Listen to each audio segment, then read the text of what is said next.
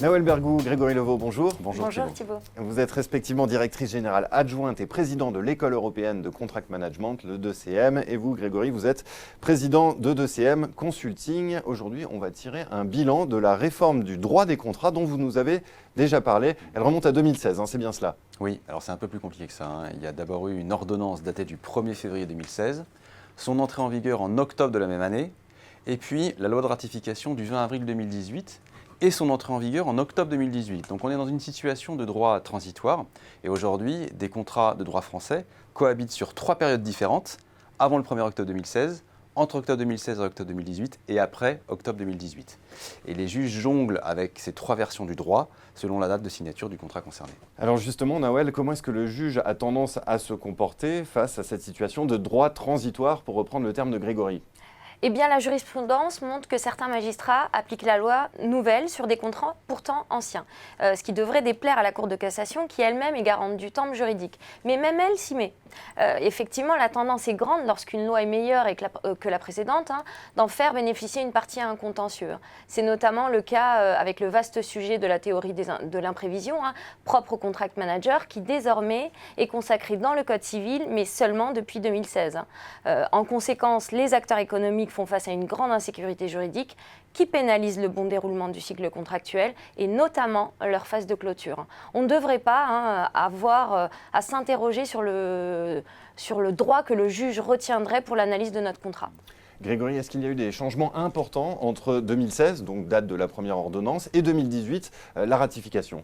À l'échelle de la réforme dans son entièreté, le nombre de changements reste mineur.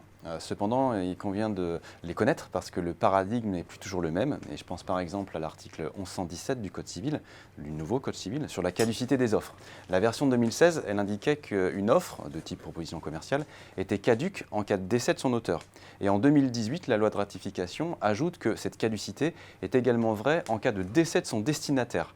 Donc c'est pas rien, les héritiers du destinataire, par exemple, ne pourront pas considérer systématiquement que l'offre vaut également pour eux s'ils le souhaitent. Alors, ça fait plusieurs fois que tous les deux, vous aviez anticipé une montée en puissance du contentieux, et ce, dès 2016. Est-ce que votre prédiction, elle s'est réalisée? Oui, les tribunaux de commerce notamment sont saturés de dossiers. L'arrivée d'une nouvelle version du droit des contrats n'est évidemment qu'une cause parmi d'autres. Mais on sent à la lecture des décisions récentes la volonté de certains acteurs de tester de nouveaux droits réellement, pour ne pas dire de nouvelles armes générées par la réforme. Ce qui est intéressant, c'est que 3 ans après commencent à être publiés les premiers jugements qui portent sur les contrats signés après 2016. On peut y déceler les interprétations des juges sur des articles que nous jugeons flous il y a 3 ans. Est-ce que vous auriez des exemples? Oui, on trouve notamment de nombreux exemples sur ce qui touche à la conduite des pourparlers et leur rupture abusive.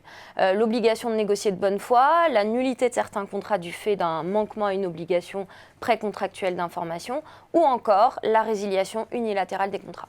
Au moins, on peut imaginer qu'aujourd'hui, on change de séquence. Vous allez être tranquille, non? Eh bien non Thibault, pas du tout.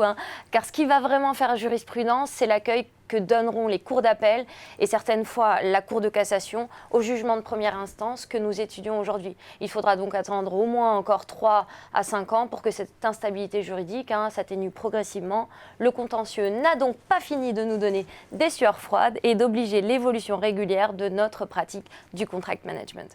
Eh bien, vous reviendrez faire le suivi sur ce plateau de cette évolution. Merci beaucoup à tous les deux. Merci Thibault.